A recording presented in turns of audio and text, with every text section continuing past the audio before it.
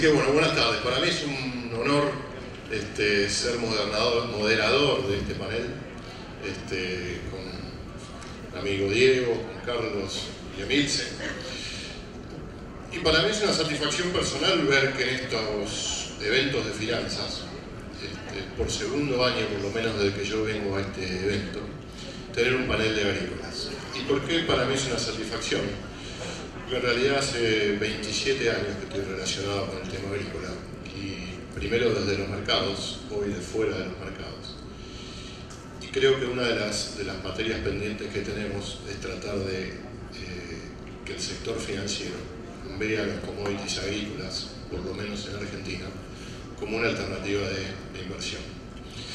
Entonces, desde ahí viene la satisfacción de poder tener en este panel y hablar sobre commodities agrícolas. Y lo vamos a organizar de la siguiente manera. En primer lugar va a disertar Carlos, que está a mi derecha. Carlos va a hablar sobre cadenas de valor y la situación que enfrentan las cadenas de valor en los negocios agrícolas. Seguido va a hablar Emilce, que nos va a dar un panorama sobre perspectivas de agro, y después va a hablar Diego Fernández sobre mercado y qué está haciendo Rofex, qué están haciendo con Matwa, etc. Si nos queda un rato de tiempo, lo que vamos a hacer es una especie de ping-pong donde yo me voy a disfrazar del abogado del diablo, y algunos que me conocen deben estar temblando con lo que acabo de decir, pero tranquilo, va a ser tranquilo. Y lo que vamos a hacer es debatir sobre precios, sobre mercados y cómo podemos hacer para traer al sector financiero a negociar en estos mercados. Así que, dicho esto, espero que se entretengan, que la pasen bien y arrancamos. Carlos, adelante. Gracias, buenas tardes. Bueno, yo estoy vinculado básicamente no al mercado, no al sistema financiero ni al mercado de capitales, sino que mi recorrido está básicamente en la región pampeana junto a los segmentos directamente productivos. No voy a hablar un poco sobre cómo estamos viendo el mercado internacional en Chicago, porque de eso hay quienes van a hablar también, así que yo quiero referirme básicamente a una serie de problemáticas que estamos mirando desde las cadenas de valor en este momento y que hacen a la lectura que tenemos de las rentabilidades en el sector agropecuario de cara al 2018. Y en realidad, cuando uno mira los negocios en el sistema financiero, en el mercado de capitales, este último año y medio, ve por supuesto grandes niveles de rentabilidad. La contracara de eso es lo que está pasando en algunas cadenas de valor del sector productivo, donde no solamente no se empardan esas márgenes de rentabilidad, sino donde, más allá de algunos sectores como el sojero, donde la rentabilidad está de alguna manera siempre garantizada, lo que vemos es mucho ruido en términos de rentabilidad y crecientes problemas que a nosotros nos hacen pensar que la actual situación es insostenible. Y por eso vamos a empezar con este comentario que está tomado en realidad del Fondo Monetario Internacional.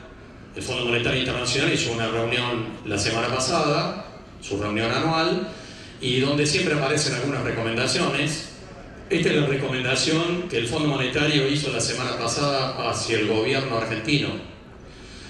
Le dijo, con su economía saliendo de la recesión, ciertamente se está saliendo de la recesión, y luego de un periodo de adaptación, Argentina debería acelerar su consolidación fiscal en el 2018. Y en cuanto a su política monetaria, necesita mantenerse contractiva por permanecer la inflación por encima de las metas del Banco Central. El Fondo Monetario Internacional, como el Banco Mundial, como el Banco Interamericano, tienen por supuesto un lenguaje diplomático, prolijo, para decir las cosas.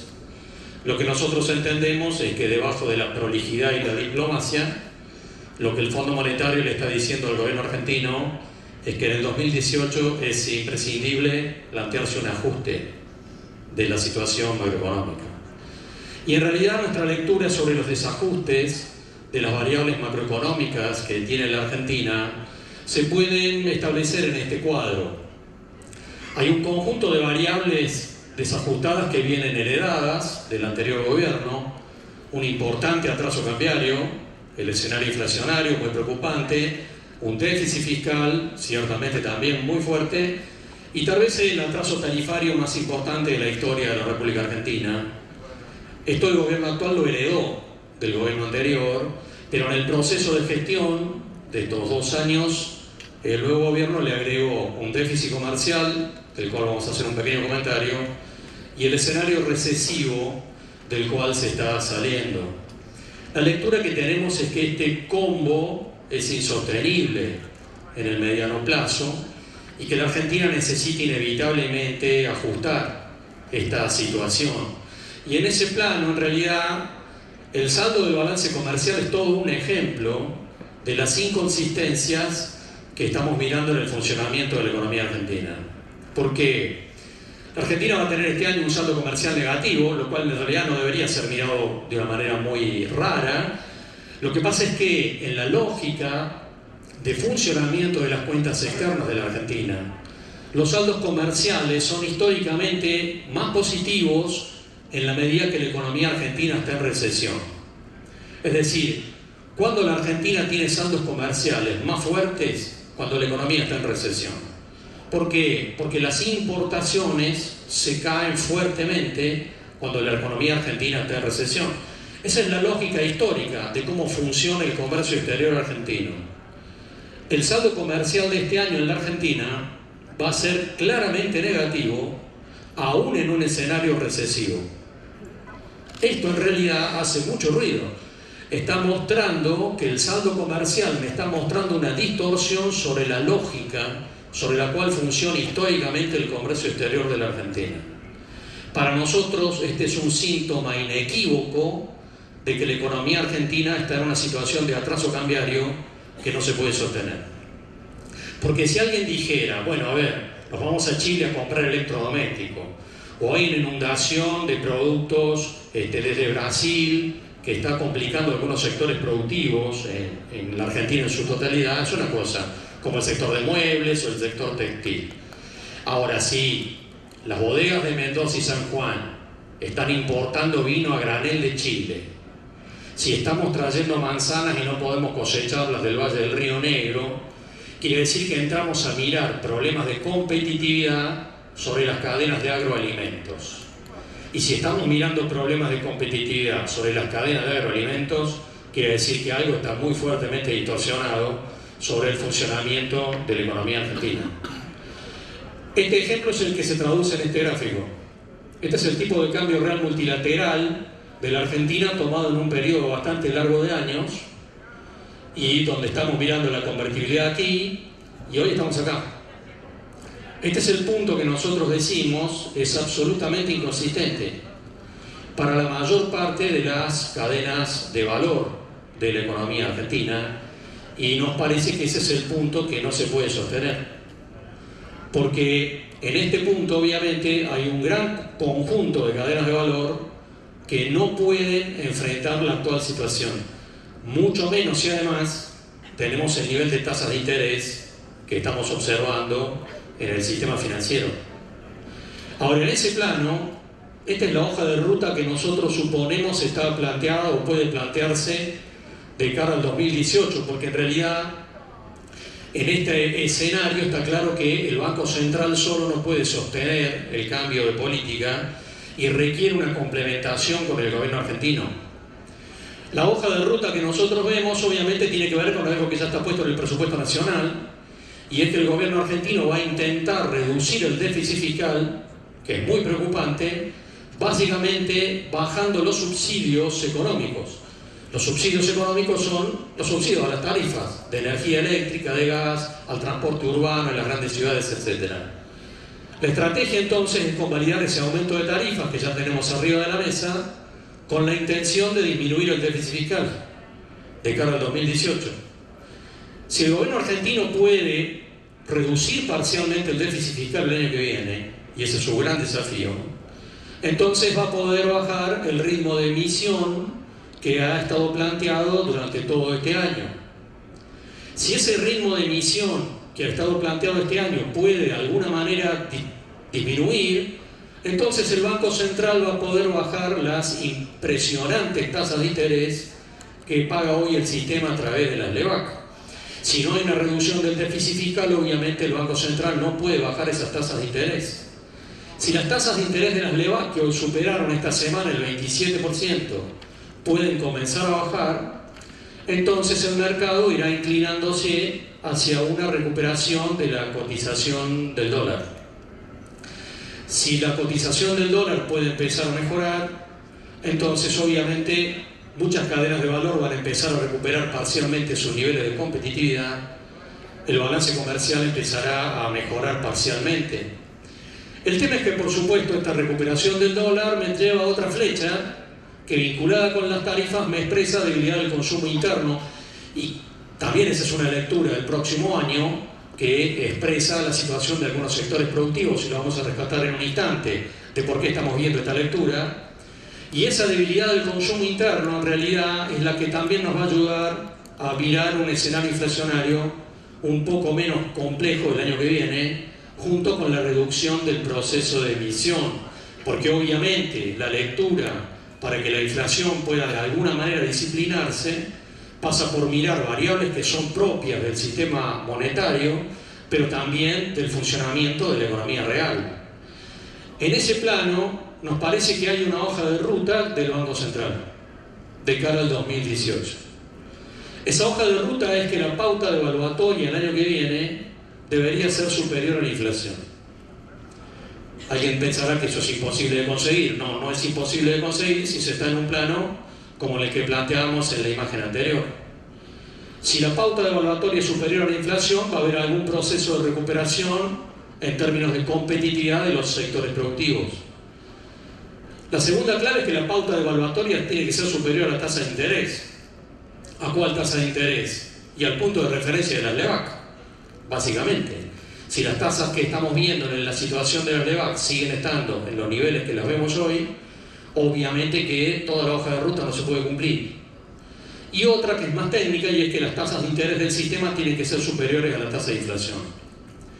Nosotros acá creemos que esta es la lectura de lo que pensamos que puede ocurrir en el 2018. Y nos parece que eso es parte de lo que de alguna manera se le está reclamando al gobierno argentino. En esta imagen nosotros tenemos una serie de lecturas sobre el sector agropecuario y los negocios en la cadena de valor. Porque un productor agrícola, si está mirando esta imagen y piensa que esto puede ocurrir, entonces en realidad la lectura para un productor agrícola de cara al próximo año a los mismos precios de los granos medidos en dólares es una lectura positiva. Porque quiere decir que el año que viene sus ingresos en pesos van a ir subiendo a un ritmo que debería ser superior al aumento de sus costos. Pero yo dije productor agrícola, no productor agropecuario. Porque en realidad la lectura que en este marco suena positiva para un productor agrícola no es necesariamente positiva para un productor porcino, por ejemplo. Porque ese productor va a estar viendo que sus costos van subiendo a un ritmo que puede ser superior al aumento del precio del kilo vivo, porque dijimos que en esta lectura que estamos mirando no somos muy optimistas con respecto al desempeño del mercado interno el año que viene. De tal manera que el consumo interno en esta lectura debería situarse en un rango bastante discreto. De tal manera que si la película va para este lado, lo que podríamos ver entonces es que todos aquellos segmentos agropecuarios que están vinculados básicamente al mercado externo van a estar mirando o van a tener una mejor imagen de los negocios el año que viene, mientras que aquellos sectores productivos que están más vinculados al mercado interno van a tener una lectura más compleja. Y eso, por supuesto, incluye tanto a un productor porcino como a un productor lácteo, como a un productor ganadero, como a un productor de pollos, y lo mismo vale para el conjunto de las cadenas de valor. Alguien dirá, esto que estás diciendo vos pensás que va a ocurrir. En realidad, la lectura que nosotros tenemos es que dentro del propio gobierno nacional hay segmentos o hay opiniones distintas respecto a esto. Cuando el Fondo Monetario le está diciendo al gobierno argentino, tenés un conjunto de variables desequilibradas, ajustalas en el 2018, obviamente la lectura tiene algún perfil político, porque ninguna política en términos de ajuste se puede hacer en un año electoral. De tal manera que si el gobierno argentino no va por este camino en el 2018, tampoco va a ir en el 2019. Habría que esperar al 2020. Y aquí es donde empieza algún nivel de discrepancias. Porque hay analistas vinculados al gobierno argentino que piensan que se puede esperar al 2020, mientras que hay otros que le están diciendo al gobierno que esto no se puede sostener hasta el 2020. En relación a las oleaginosas, acá nos centramos en soja y vemos que sigue la tendencia a acumular stocks por sexto año consecutivo. La última vez que cayó el stock de soja en el mundo fue en la campaña 2011-2012. En base a esto empieza entonces este panorama donde creemos que hay más elementos de sostén para los cereales que para las oleaginosas, y eso tiene su correlato en el mercado local, atado también a algunos cambios que hubo en las políticas comerciales.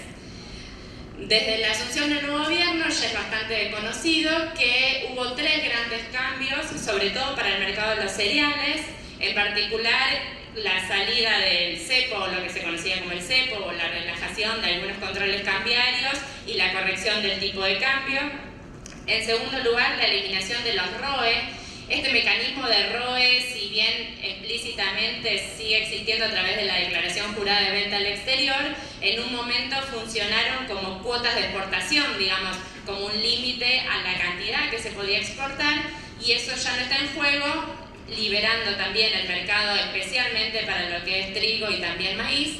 Y finalmente la eliminación de retenciones para todos los granos, excepto la soja, que en un momento bajó 5% y, como ya sabemos, a partir de enero del año próximo bajaría un 0,5% mensual cada uno de los meses hasta diciembre del 2020. Diciembre de 2019. Este cambio en las condiciones de comercialización, estos eran los precios que la Bolsa de Comercio de Rosario informe todos los días para un día cualquiera de hace 2 años atrás. Y estos son los precios actualmente. No es para leer los valores, sino simplemente para ver cómo en trigo y en maíz empezamos a ver una cantidad de posiciones abiertas que llegan hasta julio, marzo, hasta mediados del año 2018 para cada uno de los meses, para cada una de las calidades del producto, dando señales de un mercado mucho más fluido, mucho más activo, donde hay un gran abanico de compradores interesados en originar mercadería. Y este cambio en las condiciones de comercialización se traslada hacia el productor, que sabe que puede vender su producto cuando quiera, a los precios que pueda conseguir en el mercado, redundando en un aumento en la producción, en la inversión que el productor hace. En este sentido, en la cadena agrícola en particular, hubo un círculo virtuoso que derivó en un aumento en la calidad de trigo, un aumento en el contenido proteico, en las cualidades de calidad de los cereales. En nuestras estimaciones para los balances de oferta y demanda, estamos viendo que esta tendencia a aumentar la inversión en cereales se mantendría para el próximo año, aumenta el área sembrada tanto de trigo como de maíz, pero unos rindes más cercanos a un promedio histórico podría terminar haciendo que la producción de trigo sea levemente inferior a la que tuvimos este año, mientras que la de maíz seguiría creciendo. Especialmente ante esto y una demanda de trigo que continúa siendo muy fuerte, podemos explicar que la relación stock-consumo, que sería una especie de señal de cuánto tenemos ahorrado, cuánto tenemos en inventario respecto de lo que usamos un año común, está cayendo en el caso del trigo, es decir, tenemos una oferta mucho menos holgada, mientras que el maíz aumentaría, aunque está en niveles bastante ajustados respecto a una media histórica. En soja el panorama ya es muy distinto. De algún modo esta rebaja del 0,5% en las retenciones, que como sabemos tiende a trasladarse a los precios, es una ganancia por esperar, digamos, de retrasar la decisión de venta, tiene un premio de 0,5% mensual, lo cual hace que efectivamente se retrase el ritmo de negocios para la oleaginosa en particular, y este año terminaríamos con el stock final más grande de la historia, en alrededor de 16 millones de toneladas. Estas 16 millones de toneladas, sumadas a una producción promedio, igual haría crecer muchísimo la oferta disponible para el próximo año, donde también continuaría este ritmo gradual de rebaja de retenciones, lo cual, si bien determinaría que habría más demanda que este año, no alcanzaría los máximos que sí hemos visto en otros momentos. Este es uno de los principales factores de alerta que vemos a futuro para la oleaginosa, que la acumulación de stocks termine derivando en un efecto puerta 12 cuando esta oferta récord efectivamente quiere salir al mercado. En el caso de los cereales, en cambio, la situación, reforzamos, está bastante más sostenida en lo que hace a las proyecciones de precios. El cambio en las expectativas a futuro, si nos planteamos qué puede pasar en la próxima década, bueno, los últimos cambios en las condiciones de comercialización derivaron en que ahora creamos que podemos aumentar la producción casi un 30% en los próximos 10 años, mientras que las exportaciones podrían aumentar hasta un 37% en la próxima década. Este aumento estaría fundamentalmente explicado por la suba en cereales. La suba en oleaginosas sería bastante más moderada, y entre los cereales es el maíz la estrella de la balanza comercial a futuro. Para resumir un poco cuáles son las fortalezas y desafíos que vemos para el mercado agropecuario en el futuro, respecto del primer columna de fortalezas, tenemos condiciones agroecológicas en Argentina, que no hace falta repetir, una pampa húmeda con excelente clima, con excelentes recursos hídricos. La concentración geográfica de la producción y la demanda. Argentina es muy distinta que Brasil o Estados Unidos en la distancia que tiene que recorrer en promedio la producción respecto de las principales zonas de demanda. La eficiencia, la flexibilidad y la rápida incorporación de tecnología que tienen los eslabones comerciales de la cadena agrícola. Y entre algunos de los desafíos tenemos la logística y el transporte. Sabemos que se están haciendo inversiones en este área, pero aún es mucho lo que Argentina tiene que crecer. Nosotros tenemos una fuertísima dependencia del camión, que es el método de transporte más caro para el grano. Alrededor del 80%, más del 80% de la producción argentina se mueve en camión. En Brasil esto es apenas el 60% y en Estados Unidos el 23%. Con lo cual tenemos una fuerte dependencia en este método, que sería interesante poder diversificar la matriz de transporte para abaratar los costos. En este sentido, probablemente los costos de transporte y logística sean el principal desafío competitivo de la cadena agrícola en particular, además, o no tanto el tipo de cambio como se destaca en otras de las cadenas agroindustriales y que recién mencionábamos. La infraestructura energética, una alta presión impositiva. El último análisis de FADA indica que más del 70% de la renta agrícola va a manos del Estado en sus distintos estratos. Nuevas tecnologías que permiten un aumento en la productividad. Se espera que la oferta de alimentos tenga que crecer los próximos 50 años, más de lo que creció en los últimos 1000 años, con lo cual necesitamos poder este salto en productividad que permita alimentar cada vez a más personas y que permita dar las proteínas que está demandando esta población mundial, que cada vez obtiene mayores ingresos, fundamentalmente en Asia y también en el norte de África a futuro. Y finalmente el escaso acceso al crédito, bastante en relación en el motivo de este encuentro. Nosotros calculamos que entre un 3 y un 4% del crédito en Argentina se destina a la producción primaria, cuando todo el clúster agroindustrial representa casi el 20% del PBI, según las estimaciones, con lo cual es muy escaso aún el acceso al crédito que tiene el sector productivo. Y a la vez, en esta necesidad de innovar, de aumentar la productividad, de aplicar y desarrollar nuevas tecnologías, todo esto es un nuevo panorama que se abre en Argentina, que hay muchos sectores cada vez más interesados en empezar a volcarse a esta actividad, pero que requiere de una coordinación entre quienes están dispuestos a financiar estos proyectos y quienes efectivamente están trabajando para desarrollarlos. Y para cerrar, es necesario hacer cada vez más eficiente el recurso hídrico, el uso del agua. Como sabemos, la agricultura es una actividad intensiva en el uso del agua. A futuro, el agua va a ser cada vez un recurso más estable, más escaso, con lo cual todas las actividades que lo usen intensivamente van a tener un desarrollo estratégico para el país que va a ser clave, y por eso creemos que hacia acá hay que enfocarse y hacia acá hay que prestar atención desde ahora para poder posicionarnos en las mejores condiciones posibles. Eso es todo para resumirlo un poco y poder dar lugar al debate después entre el panel, así que quedamos a su disposición para cualquier cosa. Muchas gracias.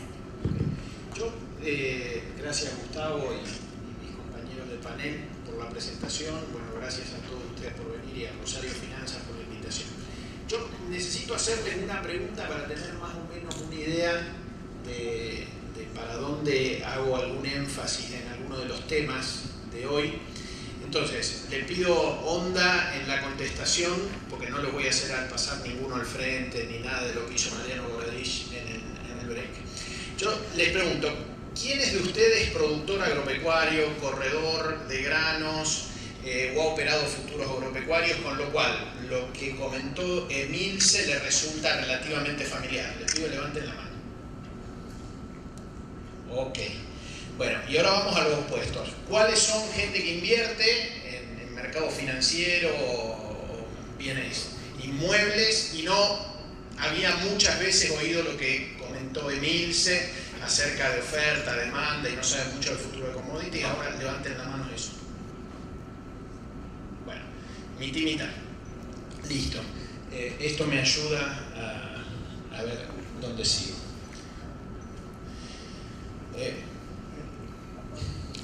Yo formo parte de un mercado de futuro, ROFEX, y lo novedoso para ese 50% que levantó la mano en la segunda pregunta es que los mercados de futuros de Argentina tienen más de 100 años de fundado.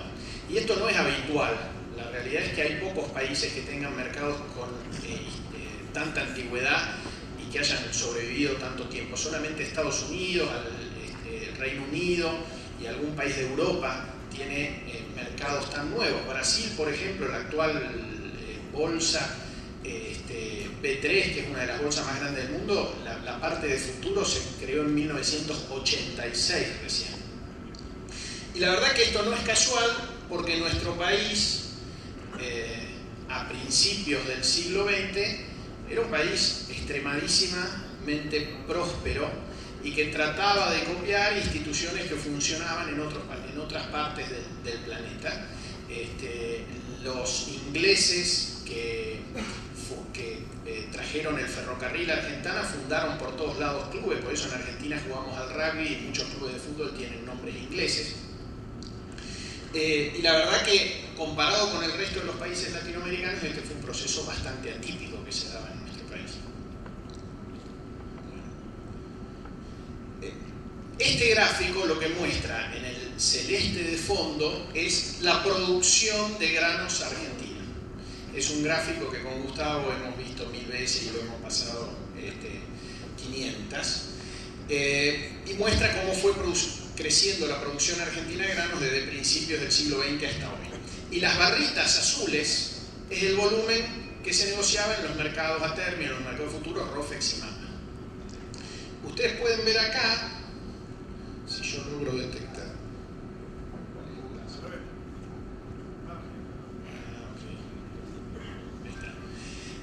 Que después de la Primera Guerra Mundial y hasta el crash del 29, se operaban 20 millones de toneladas en los mercados de futuros argentinos, cifra que operamos casi en algunos años de los 90 y del 2000, es decir, 100 años después. Pero que en términos de la proporción a la producción, estos números superaban la producción física, llegando a 1,5 veces en algún caso, que es un ratio muy bueno. Hoy estamos operando el 40% de la producción argentina. Y la razón de esto básicamente es que Argentina tuvo muchos vaivenes económicos. Este florecer económico fue interrumpido por la crisis del 29, eso derivó en intervencionismo del Estado en todas partes del mundo, pero que acá se profundizaron, y en todo este periodo los mercados estuvimos prácticamente cerrados. Acá empezamos a crecer de nuevo, vino la crisis del 2001, acá empezamos a crecer de nuevo, vino la 125, que acá no se ve tanto porque está por año calendario, pero si uno lo divide distinto se ve mucho más fuerte. Y ahora de nuevo estamos empezando una etapa de crecimiento. La realidad es que en esta época Argentina es un país que estaba en el tope de los países mundiales, tenía mercados que formaban precio internacional, En 1924 Rosario era el puerto con más tráfico de granos del mundo, superando a Rotterdam, y ahí ganó el apodo de la Chicago Argentina. Lamentablemente después de la crisis del 29, en Estados Unidos vinieron las mafias y también aquí tuvimos nuestras mafias. ¿Quién sabe cuál es Al Capone? El de la izquierda. El de la izquierda de ustedes, exactamente. El de la derecha es Juan Galifi, que es el mafioso rosarino, del cual hay algunos libros escritos, creo que. Y fíjense el parecido, y aparte totalmente contemporáneo. Nada más que Galifi no fue preso, escapó. Bueno, ahora, nosotros recibimos periódicamente pedidos de que hagamos futuros de leche, de madera, de limones, de algodón, de yerba mate. La realidad es que no es fácil hacer contratos de futuro, y menos aún es fácil operarlos. Si nosotros agarramos hoy, en función de las estadísticas de todo el año 2016, a nivel mundial, donde se operan futuros agrícolas, vemos que el 76% es en Asia. Esto es China, Japón, Singapur, Tailandia, Malasia, Hong Kong, Corea.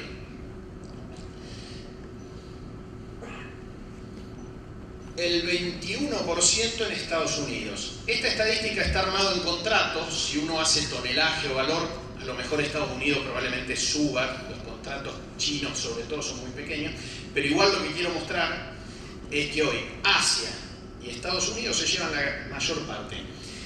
Europa 1,70%, y después venimos el resto. Si vemos los países sacando Asia, Estados Unidos, Canadá y Reino Unido, lo que vemos es que de todo el resto del mundo occidental tenemos 50% más o menos en Sudáfrica, que ha tenido un desarrollo muy exitoso de futuros de commodities, sobre todo de maíz, y es un modelo a copiar. 30% en Brasil, 15% en Argentina, y el resto no existe. En el resto tenemos Australia, que tiene contratos de trigo, Alemania, Hungría, Rusia, Italia. No operan nada. Es difícil operar futuros con liquidez. Y si la economía es muy abierta, generalmente los precios internacionales son parecidos en todos lados. Entonces el mercado internacional que tiene más liquidez suele llevarse el volumen global. Ahora bien, hace ya mucho tiempo que estamos en este negocio de mercados de futuro, hace casi 20 años que empezamos a tratar de hacer que esa curva crezca y se use más. Y yo encontré esta foto de hace 8 años. Hoy estuvo Sucho a la mañana, yo y Gustavo. El que mejor está es Gustavo, da igual. Tengo anterior, pero esa no me favorecía. Y la realidad es que lo que uno ve en otras partes del mundo, el curso típico de Chicago, de cuando sembrás la soja ya te conviene vender y asegurar tu margen. En Argentina el productor se adaptó a la realidad argentina y ya usa como unidad de cuenta el grano, es decir, ante moneda que se devaluaba, alta inflación y dólar que no se puede conseguir. En Argentina uno está acostumbrado a medir el rinde, los costos transformados en toneladas y determinar el margen también en toneladas. La soja, el maíz es prácticamente una moneda hoy y es un activo de reserva de valor. Por eso se explica que el productor argentino, más allá de que alguno se cubre, pero a nivel agregado, en lugar de cubrir lo que va a sembrar, guarda lo que ya cosechó. Es decir, en lugar de minimizar el riesgo soja, y minimizar el riesgo soja significa tomar una cobertura para tener riesgo peso o dólar, prefiere acumular soja, ¿no? Obviamente que acá este año probablemente esto esté profundizado por lo que comentó Emilce, de que el año que viene se van a ir disminuyendo las retenciones, entonces me gano un 0,5% más mensual si guardo esta soja hasta el año que viene. Pero la realidad es que también hay un stock de ganado enorme en los campos que no está cubierto. Nosotros con el Mercado de Término de Buenos Aires lanzamos hace un par de meses los futuros de novillo que permiten cubrir esto. Ahora, esto le va a servir al que empiece a hacer de unidad de cuenta de su negocio una moneda. Ahora, si yo mido kilos de carne y compro carne y vendo carne y mi utilidad es carne, la verdad que está bien, tengo riesgo de precio de la carne, pero por lo menos encontré una unidad de cuenta para mi negocio. Sin embargo, y no sé si Germán Fermo esta mañana habló de eso porque no llegué, pero él siempre habla de los valores de la moneda. Si para Argentina los granos, los commodities son una reserva de valor, eso hace que haya oportunidades de inversión. ¿Por qué? Y porque las monedas y los activos tienen tasas adentro. Guardar un determinado bien a veces lo que hace es que ese bien vos ya sabés que vale más en el futuro y podés aprovechar esa tasa de interés. Si en julio, cuando esto lo armé, ustedes miraban la relación entre el precio de la soja en noviembre y lo que valía la soja en julio, guardar la soja para venderla en noviembre, pero vendiéndola, ¿no? O sea, vendiéndola a futuro, en el mercado de futuro, da una tasa en dólares del 8% y en pesos como del 30%. ¿Qué sería lo lógico? Sería lo lógico que quienes levantaron la mano, que no están en el sector agropecuario, vean los productos agropecuarios como una inversión. ¿Por qué eso no sucede tan masivamente? Porque los profesionales en administración de carteras de Argentina, de los cuales algunos estuvieron aquí antes, fondo de inversión, no saben de commodities. Lo que comentó Emilce, no tienen los conocimientos porque en Argentina se hizo plata en el sector financiero con otro tipo de negocio. Entonces, los portfolio managers del sector bursátil argentino tradicional son expertos y son buenísimos traders, por eso cuando se van afuera de Argentina generalmente triunfan, pero arbitrando o ganando dinero con otros activos financieros, no con los que nuestro país produce. Eso está cambiando, eso está cambiando. Alguien hoy preguntó al panel de fondos si va a haber fondos de commodities, y yo estoy seguro que va a haber fondos de commodities porque cada vez más los fondos comunes tienen que diferenciarse y alguno le va a querer ofrecer al que quiere estar long, comprado en soja, en maíz, en ganado o en metales, un instrumento fácil para invertir. Es cuestión de tiempo, pero nosotros que recibimos consultas, que hablamos con los distintos participantes del mercado argentino, vemos que eso va a suceder.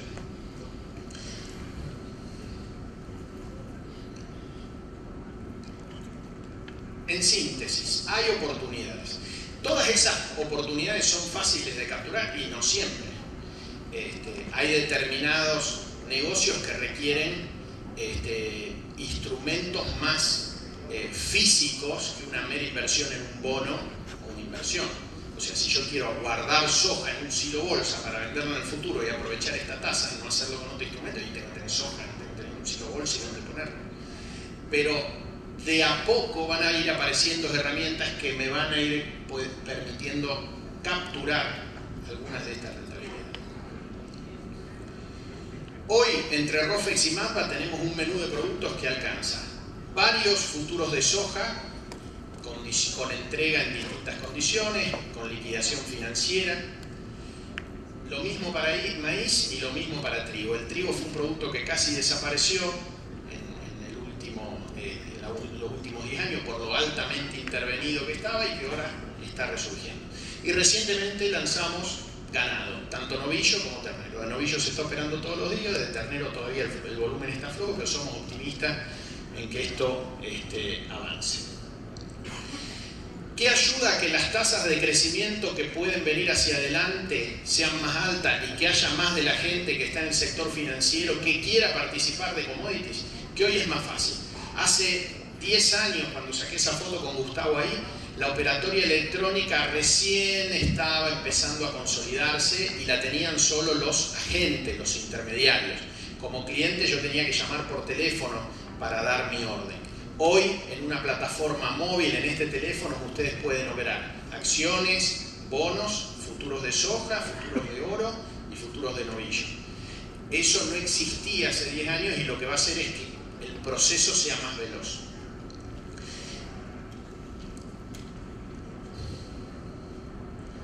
Y hay algo muy importante que es los avances tecnológicos que están haciendo que el mercado hoy funcione distinto, el mercado en general. A nivel mundial ya los volúmenes más grandes no lo hacen seres humanos tipeando órdenes de compra y de venta.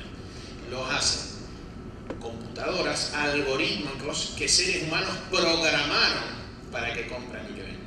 Esto también en Argentina está disponible y esto permite que yo pueda armar un programa que compare los precios de la soja argentina con el precio de la soja Chicago o el precio del futuro de petróleo con las acciones de Tenaris y de APBR y que si se van de determinados parámetros mande órdenes simultáneas y que eso no lo tenga que hacer a mano. Lo hace todo un programa. Nosotros ya tenemos casi 20 traders, algunas firmas, otros individuos que están armando herramientas algorítmicas y el 97% de las órdenes que hoy entran a ROFEX son algorítmicas.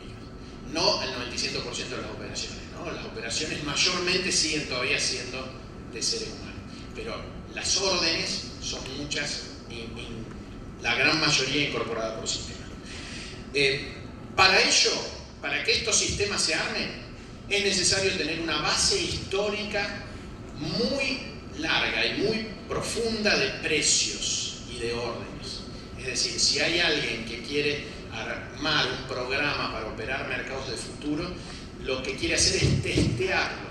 Y para testearlo necesita tener la materia prima para hacer ese testing, que es el pasado. Pero el pasado es una gran cantidad de órdenes que ingresaron al sistema. Hoy en nuestro mercado eran 400.000 órdenes por día, ¿no? De todos los productos, obviamente. Entonces, si yo quiero testear los programas para empezar a operar en forma automática con algoritmos, necesito como fuente esto. Esto en ROFEX es totalmente libre y lo es hace mucho tiempo para cualquiera de ustedes. Ustedes ponen nuestra página web y ven qué vale en este momento en tiempo real, la soja, los futuros de dólar o cualquier cosa. Pero la serie de datos y la profundidad también está disponible. Bueno, muchas gracias.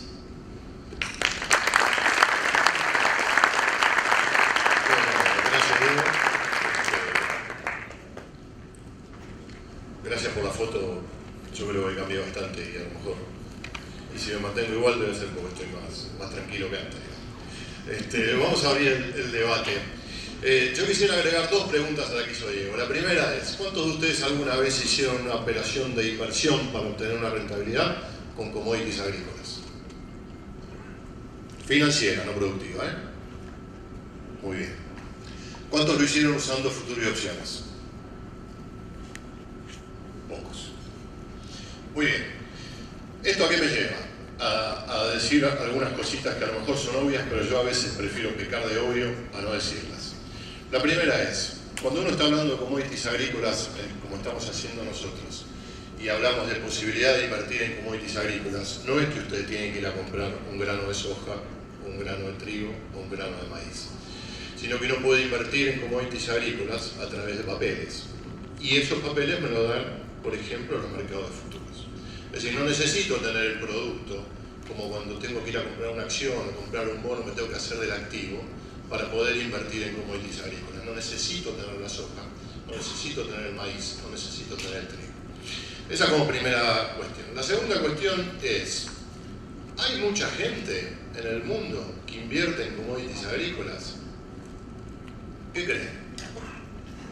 ¿Que sí o que no? ¿Quién dice que sí? Pocos. El resto supongo que dice que no, tiene vergüenza, pero vamos a tomarlo como un no. Al día de hoy, En el mercado de Chicago, que es el mercado más importante en cuanto a volumen del mundo en commodities agrícolas, los fondos de inversión tienen contratos abiertos en trigo por 2.200 millones de dólares. En maíz, por 3.600 millones de dólares. Y en soja, por 980 millones de dólares. Si sumamos los tres productos, y solamente tomando estos tres productos, no tomé petróleo, no tomé los energéticos, no tomé el resto, esto nos da la friolera de 6.700 millones de dólares que tienen fondos de inversión invertidos en commodities agrícolas. Entonces la pregunta es, ¿qué tenemos que hacer? Y ahí abro el debate. ¿Qué tenemos que hacer desde Argentina, como mercado, como bolsa, como gobierno, para que el sector financiero pueda intentar hacer o invertir en estos commodities agrícolas como sucede en el mundo?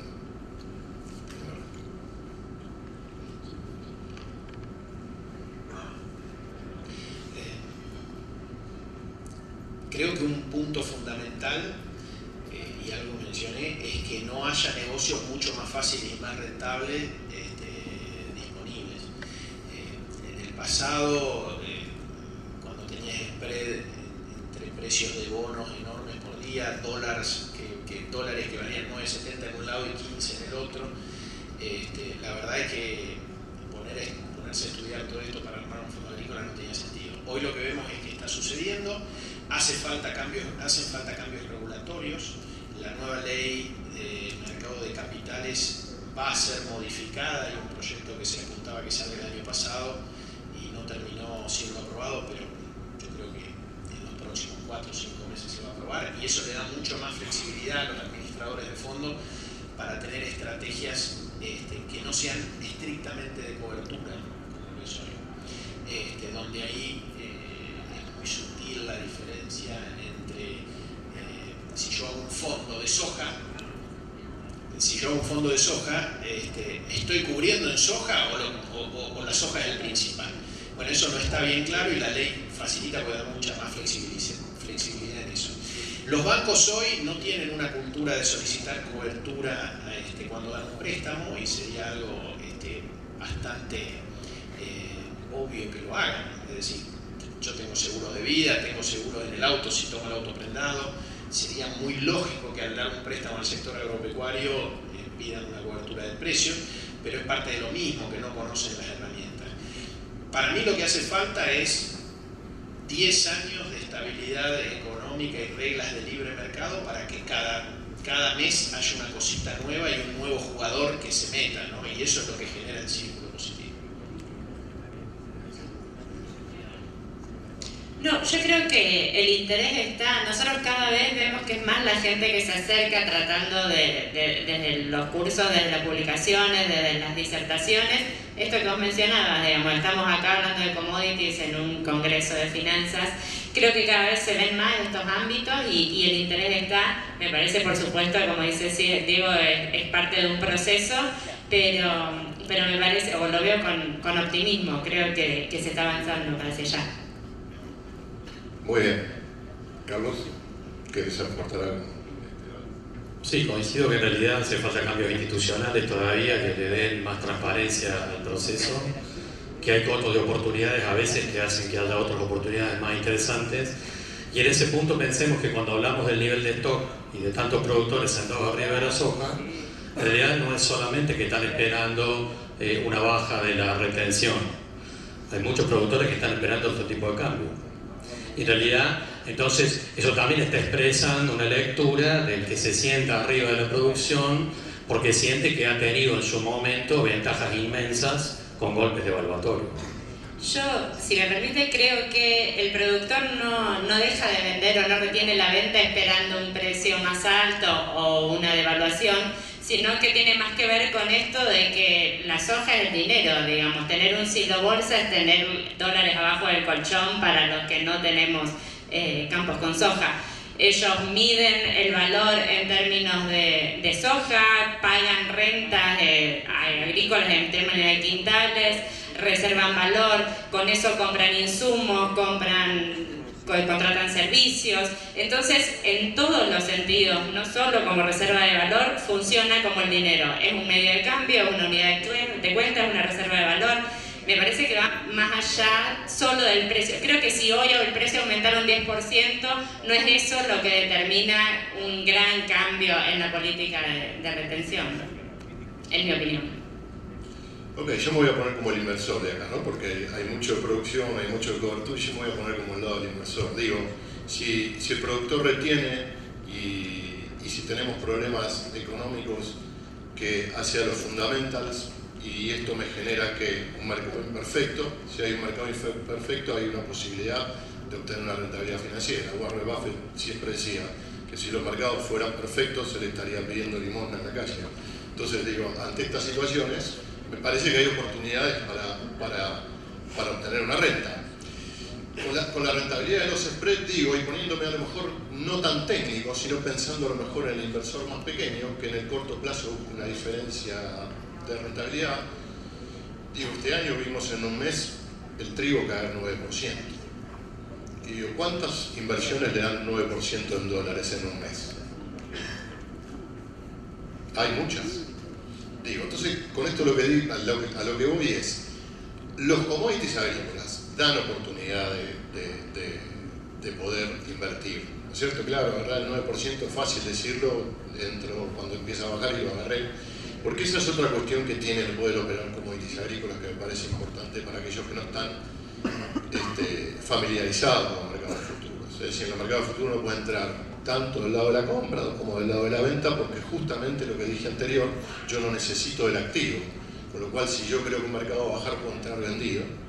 Entonces esto me da la posibilidad de tomar tasas. Entonces digo, desde ese lugar y donde hay mercados imperfectos, ¿qué nos falta? ¿No?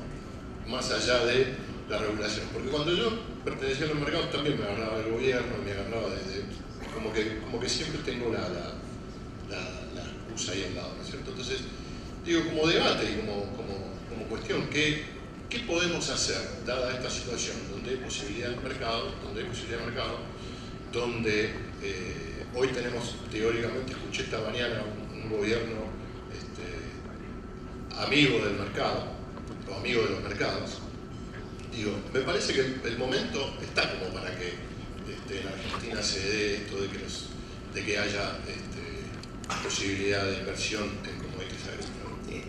Yo creo que con el inversor minorista de índole más bien especulativa, que fue el que vos sugerís como ejemplo, que es el que puede querer agarrar una baja, una suba,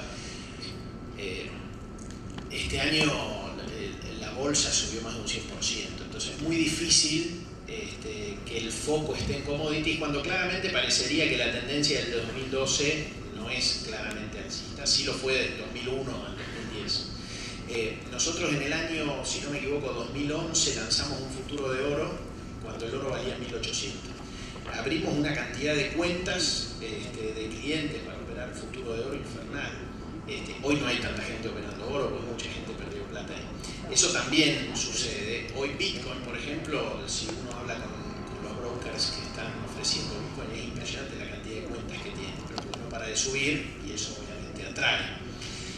Yo creo que las condiciones de tecnología para que a ese inversor lleguen los commodities hoy ya están.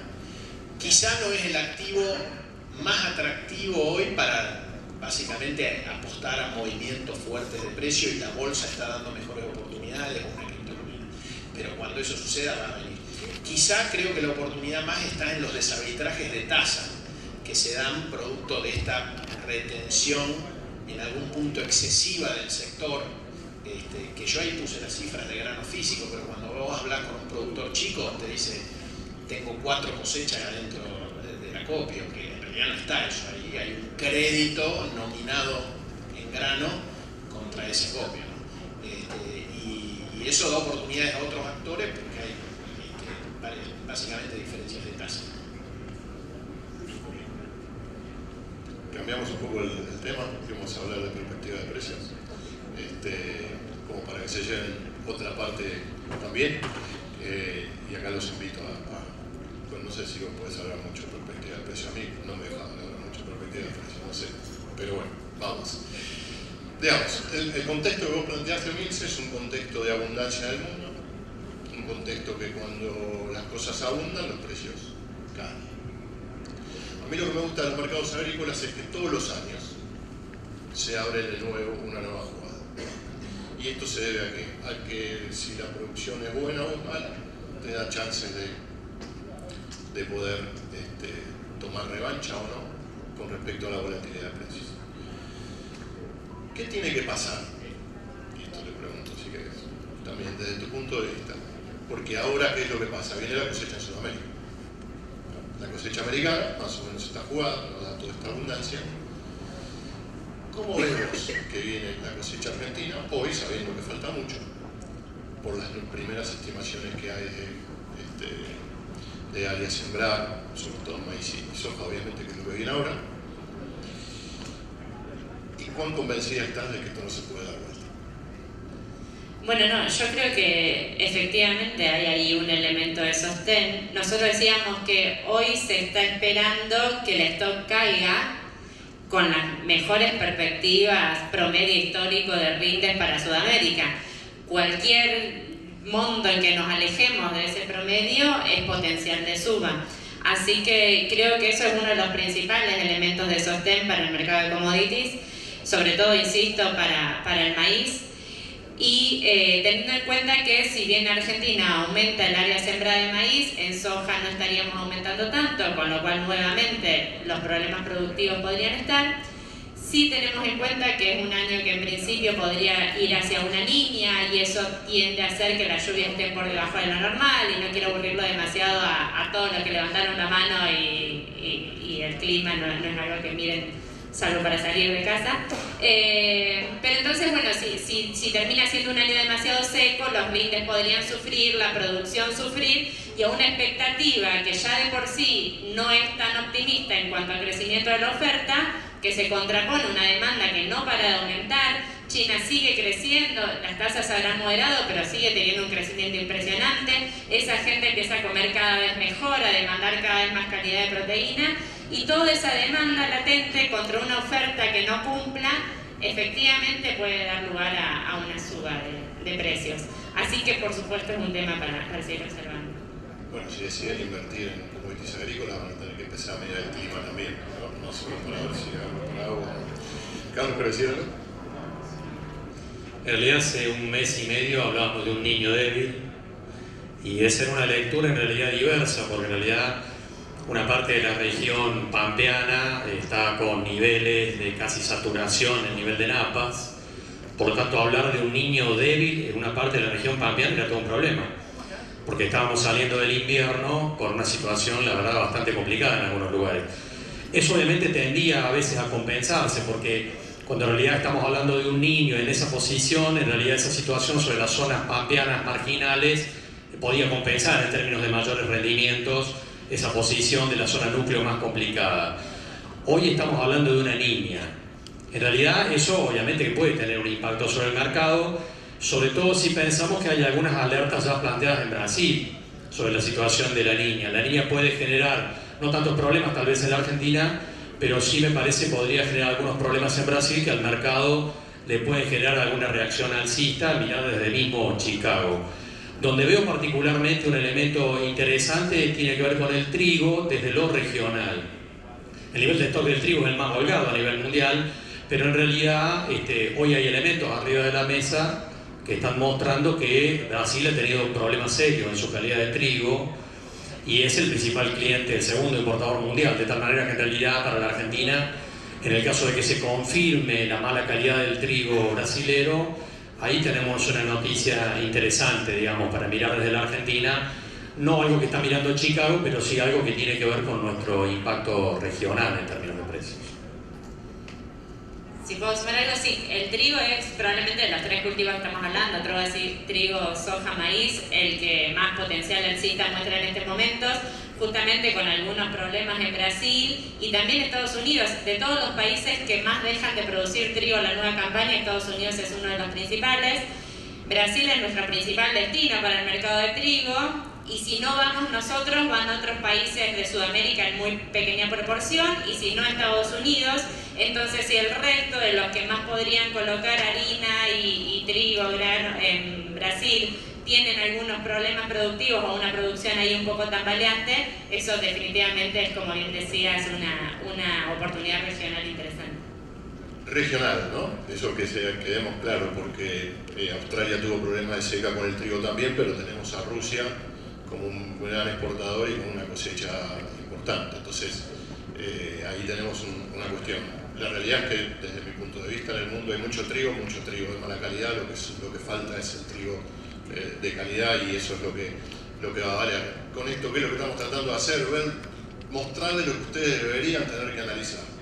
En el caso de decir, realizar algún tipo de inversión en commodities agrícolas. El análisis que los inversores hacen sobre este tipo de commodities es un análisis de fundamental de oferta y demanda, que es justamente lo que estamos haciendo, donde influyen los países productores y exportadores versus los países compradores, con el aditamento del clima y con el aditamento de estos fondos de inversión en el medio. ¿Y por qué el fondo de inversión en el medio? Porque cuando uno mira hoy las posiciones de los fondos de inversión en maíz y en trigo, nota claramente que están muy vendidos. ¿Y eso qué denota? Que ante un mercado accionario y con otras variables que empujan a tener mejor rendimiento, al no tener demasiado recorrido hacia abajo, ¿qué es lo que puede suceder? Que los fondos recojan su posición, con lo cual tienen que salir a comprar, y eso puede dar una posibilidad de algún recupero técnico del mercado, porque no es un recupero de fundamental propiamente dicho, ¿no? Entonces, esos son los momentos que a lo mejor hay que tratar de aprovechar en estos commodities hoy, más allá del fondo del gran inversor. Hagamos lo mismo, pero con el maíz. ¿Qué les parece? Dale, ¿cómo es el maíz? El maíz lo vemos, la verdad que éramos un poco más optimistas con las exportaciones para esta campaña. Finalmente Brasil, uno de los principales productores y exportadores mundiales, tuvo una excelente campaña. Brasil aparte tiene la ventaja de poder hacer 2 cosechas al año de maíz. Esta segunda cosecha, la que sale más o menos en la segunda semestre, fue muy buena, lo cual nos planteó una competencia mucho más grande de la que esperábamos, y las exportaciones no están siendo tan grandes como creíamos. Eso finalmente puso un elemento de debilidad en los precios, aunque a nivel general, insisto, el panorama para el maíz es muy positivo, sobre todo en el mediano y largo plazo. Esto va a implicar grandes desafíos y grandes necesidades de inversión en nuestra región en particular. La cosecha de maíz coincide en el tiempo con la cosecha de soja, los principales productos que produce e importaría Argentina, con lo cual se va a necesitar un gran salto adelante en lo que es el transporte, el despacho, la carga de estos granos, y ese también va a ser quizás un foco interesante definitivo. Gracias, Emilce. Al señor moderador Gustavo Pícola le vamos a pedir unos segundos antes de que después quede en sus manos el cierre para abrir nuevamente, y como lo hacemos habitualmente, nos gusta escucharlos, incluso a los distintos oradores también, para poder evacuar las dudas que hayan quedado en torno a esta cuarta y penúltima exposición. Por eso ya tenemos un micrófono para llegar hasta ustedes y que también puedan evacuar, justamente es parte de lo que tiene que ver con esta jornada, acerca de las inquietudes que puedan haber surgido, si es que surgieron alguna, en torno a esta exposición. Así que, momento de escucharlos a ustedes, levantan la mano, nos acercamos y pueden trasladar las preguntas. Allí. Ya me estaba asustando, digo, ¿entendieron todo? ¿No entendieron nada? No sabemos por dónde empezar. Bien.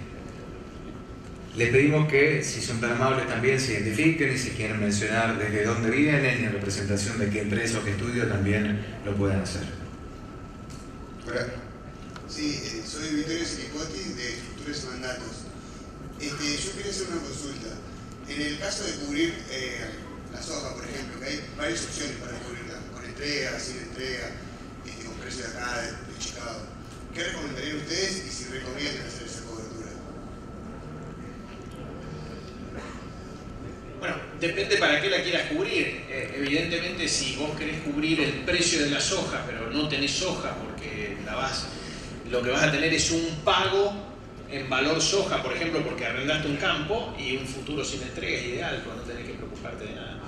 En cambio, si vos tenés soja y encima la querés entregar en Rosario, que es donde está el punto de entrega, y la vas a tener en una calidad similar a la del mercado del futuro, podés ir con el futuro con entrega y ahí tenés la opción sobre el vencimiento de decidir qué haces, si vas y entregás o recomprás el contrato.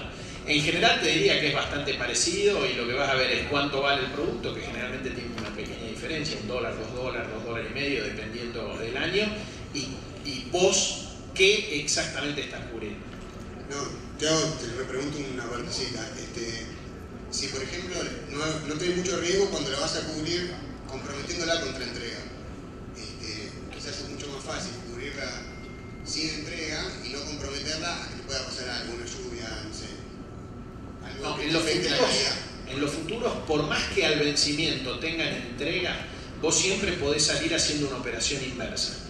Y con el volumen que tienen actualmente los contratos con entrega del MATBA, perfectamente vos podés estar tranquilo, excepto que seas un operador, un trader enorme, pero un inversor, un productor normal, perfectamente puede estar tranquilo de que si vendió un futuro de soja, puede recomprarlo y no estar obligado a tener que llevar soja al puerto, porque la liquidez de los mercados argentinos es suficiente para eso. Bien, quedó evacuada la pregunta. No sé si la única cuestión que me gustaría agregar, porque la pregunta dijo hacerla acá o hacerla en Chicago, ¿no? Creo que, ¿no? Lo había hecho hacerla. Yo siempre digo y diré que cuando uno utiliza los mercados de futuros como cobertura, el mejor mercado para cubrirse es el mercado local. No tengo dudas. ¿Por qué? Porque hay un tema de correlaciones de precios que muchas veces, es decir, para que la cobertura en Chicago a vos te sirva, tiene que correlacionar el precio de Chicago con tu precio local. Y en algunos momentos eso no sucede, por eso yo digo que para mí siempre es intentar hacer la cobertura en mercados locales.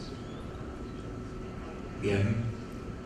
¿Alguna pregunta más? Lo seguimos escuchando, nos acercamos hacia ustedes para que puedan tener también la posibilidad de hacer las preguntas que consideren apropiadas. Bueno, si no hay preguntas, Gustavo, Carlos, no sé, los que quieran bueno, poder hacer el cierre. Muchas gracias. Voy a cerrar yo. Gracias Diego, gracias Emilce, gracias Carlos por los conceptos. Voy a cerrar haciendo un pequeño resumen desde el punto de vista de invertir en commodities agrícolas. Me parece que es un instrumento a tener en cuenta. Hay una frase que dice: la vida reparte las cartas, nosotros las jugamos de la mejor manera posible. Creo que los commodities agrícolas deben formar parte de ese reparto de cartas y analizar cómo jugarlos. Eso es desde un primer lugar. Desde segundo lugar, creo que desde los fundamentals y del análisis propio de cada uno de los productos estamos en un contexto de baja de precios, pero cuando uno opera desde el lado financiero, opera desde los fundamentals y de los fundamentos técnicos. Y los fundamentos técnicos a veces da oportunidad de tomar algunas tasitas de interés que son muy interesantes. Desde el punto de vista de lo que tenemos que hacer, coincido mucho con las cosas que dijeron. Yo voy a decir algunas cosas que van a correr obviamente por mi cuenta. Yo creo que lo que sucede en Argentina es que tenemos pocos brokers de futuros en commodities agrícolas. Tenemos muchos corredores cereales, pero pocos brokers de futuros. Y eso me parece que también nos juega en contra para el desarrollo de estos temas. Y esto no es una crítica al corredor, para nada. El corredor tiene su negocio, que es el ser intermediario del activo que vende, juntar a las puntas por un activo.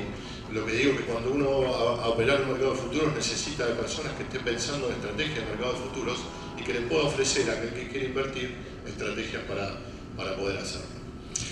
La segunda cuestión con esto, que me parece que sería bueno tratar de ver cómo podemos hacer para que el DMA se popularice más, ¿no? Una vez le escuché decir una frase a alguien: lo que tenemos que lograr es, así como se juega el PokerNet en los pueblos, se pueda hacer operaciones con SojaNet, ¿no? Y tal vez me parece que eso puede facilitar el acceso, y eso obviamente habrá que trabajar desde los mercados, habrá que trabajar con los reguladores, habrá que trabajar con el gobierno, pero me parece que en la medida que los accesos sean más rápidos, más fácil, eso va a generar más volatilidad, más liquidez para los mercados. Lo último, voy a decir algo que siempre soñé y que vi una vez en Chicago y que alguna vez me encantaría ver en la Argentina. una vez estaba en Chicago en una feria, en la FIA, todos los años del mercado de futuros, y fui a escuchar un panel que hablaba sobre estrategia de opciones. Ese lugar estaba dividido exactamente igual que este, con dos partes y un micrófono en el medio. A ese micrófono se levantó una señora que debería tener 55, 60 años. Y esa mujer era una inversora particular y se puso a discutir con el panel sobre estrategia de opciones. Ojalá que algún día, y agrícolas, ojalá algún día en la Argentina tengamos esa misma posibilidad, que alguien se pare acá y discuta frente a paneles de opciones cómo negociar opciones agrícolas. En ese momento seguramente vamos a ver los volúmenes otra vez por arriba de lo que veíamos en la década del 20, porque en la década del 20 cuando se operaba una vez y media quiere decir que a lo mejor en esa época ya había algunos que veían cómo tomar con los commodities agrícolas alguna tasa o alguna diferencia de precios. Señores, muchas gracias, espero que les haya servido y disfruten de este evento. Gracias a Rosario Finanzas y bueno, nos estaremos viendo. Gracias a los tres nuevamente.